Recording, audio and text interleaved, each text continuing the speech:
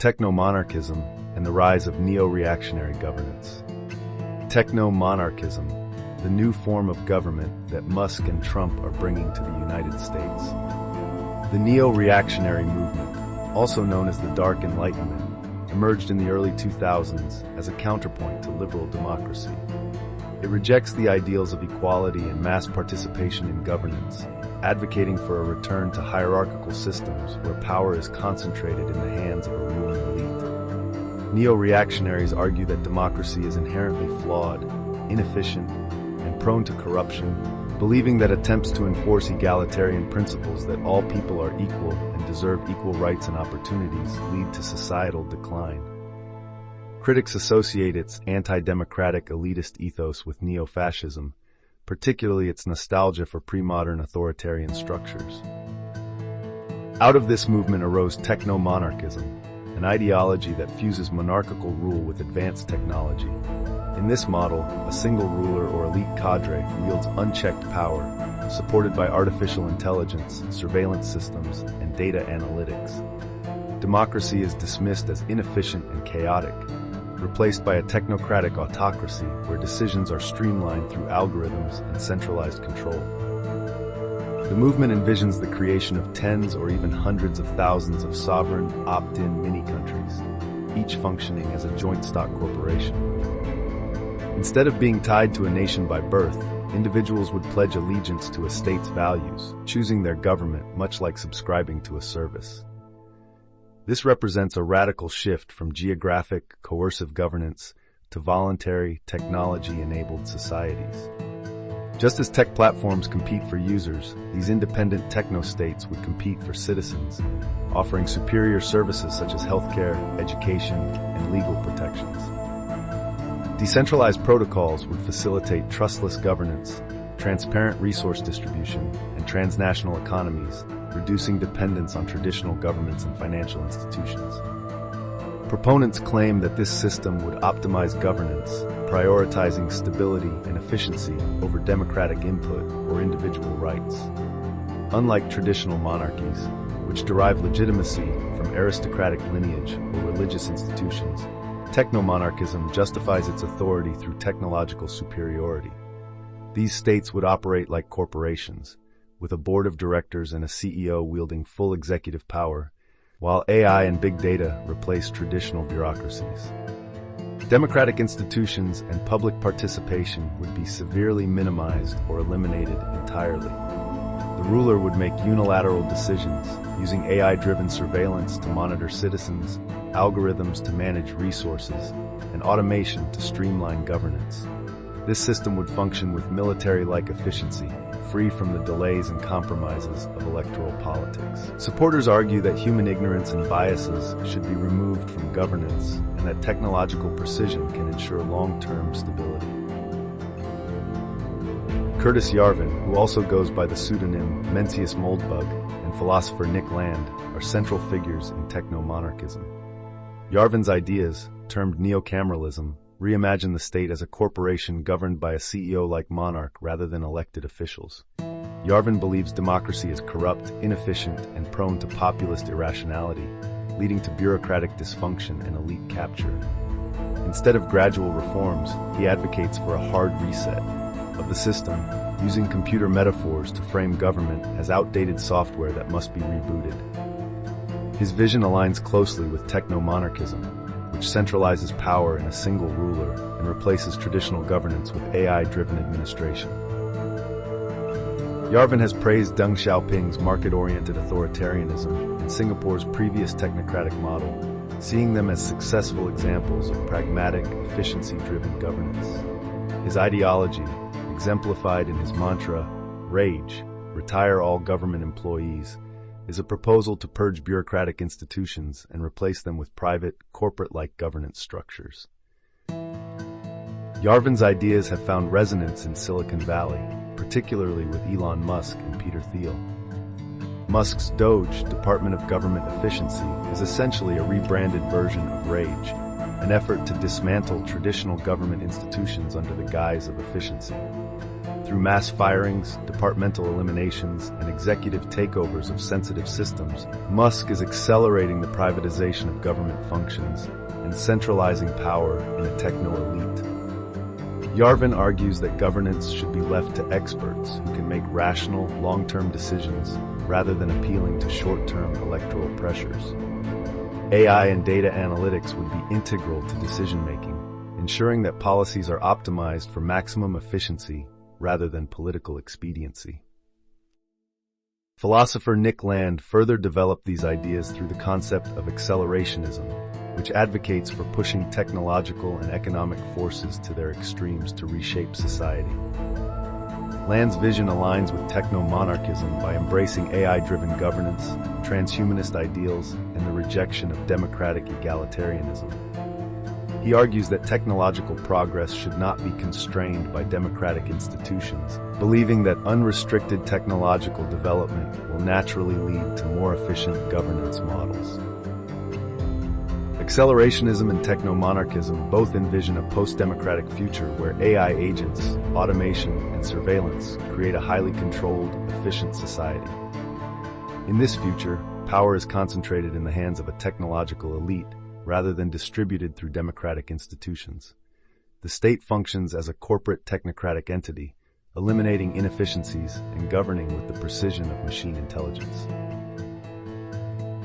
Techno-monarchist ideas have gained traction among certain tech elites, libertarians, and alt-right factions, particularly those who believe democracy is incapable of keeping pace with rapid technological advancements. Many in Silicon Valley see corporate leadership as a more effective governance model than democratic politics, envisioning a future where states are run like tech companies, with a CEO monarch leading through AI-driven decision-making.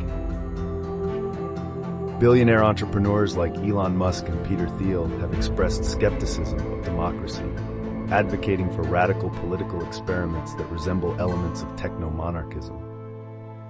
Thiel, for example, has promoted the idea of seasteading, autonomous, corporate-run ocean cities that operate outside traditional governmental structures.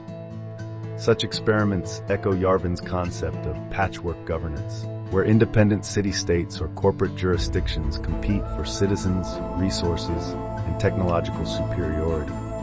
For segments of the alt-right and neo-reactionary movements, techno-monarchism represents an authoritarian alternative to democracy, promising stability, efficiency, and order. It merges traditional right-wing values, hierarchical authority, centralized leadership, rejection of egalitarianism, with technological futurism, offering a vision of a highly controlled, AI-managed state. Despite its appeal to certain ideological factions, techno-monarchism faces significant criticism for its authoritarianism, elitism, and potential for tyranny. Critics argue that concentrating power in a single ruler, even one backed by advanced technology, poses severe risks to personal freedom and human rights. AI-driven governance raises ethical concerns about mass surveillance, social control, and the elimination of political opposition. The loss of democratic accountability would allow a techno-monarch to rule unchecked, potentially leading to totalitarianism. Others argue that over-reliance on AI and automation in governance could lead to unintended consequences, where algorithmic biases, machine errors, or unforeseen technological failures disrupt society in unpredictable ways. The very efficiency that techno-monarchists seek could become a dangerous vulnerability, as AI-driven decision-making could be manipulated, hacked, or fail to account for human complexities. Techno-monarchism reflects a broader reaction against liberal democracy created by the right wing, advocating for a return to autocratic power structures amplified by technology. With figures like Trump and Musk embodying the movement's ideals, this emerging political system is gaining traction in the U.S. Yet the ideology's anti-democratic core and potential for oppression underscore why it remains deeply contentious in political discourse. As AI, automation, and surveillance technologies continue to advance, the feasibility of techno-monarchist governance will likely become an increasingly debated topic. Elon Musk is spearheading the effort through his role at the Department of Government Efficiency, where he's pushing for AI to take over government functions, including budget decisions that constitutionally belong to Congress. The plan appears to involve deliberately weakening government institutions by removing civil servants and replacing them with AI systems that are likely to fail. This failure would then justify further privatization and control by tech companies who position themselves as the only ones who can fix the resulting problems. Parallel to Musk's efforts, the Trump administration is actively working to undermine traditional governance structures by attacking diversity programs and establishing an alternative ideological framework under what they call the American University, while instituting a keyword-based system that rejects research funding related to the study of AI bias. The ultimate goal isn't just automation, but rather a transfer of democratic decision-making power to technical infrastructure controlled by a small group of elites. Of course, the far-right Heritage Foundation has joined the effort to eliminate the federal bureaucracy. Project 2025, which is clearly being implemented despite mocking Republican denials during the 2024 campaign, calls for a purging and dismantling of government as well, effectively eliminating career officials and replacing them with political loyalists and corporate-backed administrators. The initial indication that the AI transformation is ongoing would be the seizure of congressional oversight of government spending and programs that have been enacted by statute and transferred to an AI system.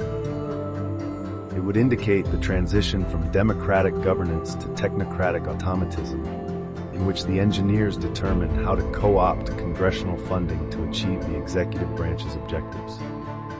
Deferring to a combination of security or even commercial concerns and fallacies of black box neural networks, the system would be shielded from any real scrutiny by Congress if it were to refuse to share insight into its outputs. What was once considered a fringe theory is now a methodical strategy reshaping U.S. governance. The rise of techno-monarchism reflects the culmination of years of ideological groundwork, now executed in real time by a network of tech elites, far-right strategists, and corporate power brokers. As AI, automation, and privatized governance expand, the debate is no longer whether techno-monarchism is feasible, but whether it is already being implemented. With Trump's legal immunity and Musk's unchecked influence, the transition to a techno-monarchist state appears to be unfolding step by step. The elimination of bureaucratic oversight, the privatization of governance, and the transfer of democratic power to corporate-controlled AI systems suggests that we are already entering a post-democratic, corporate technocratic era. As techno-monarchism gains momentum, one question remains. Is this the path to a more stable and efficient future, or the dawn of a new era of corporate-driven authoritarianism?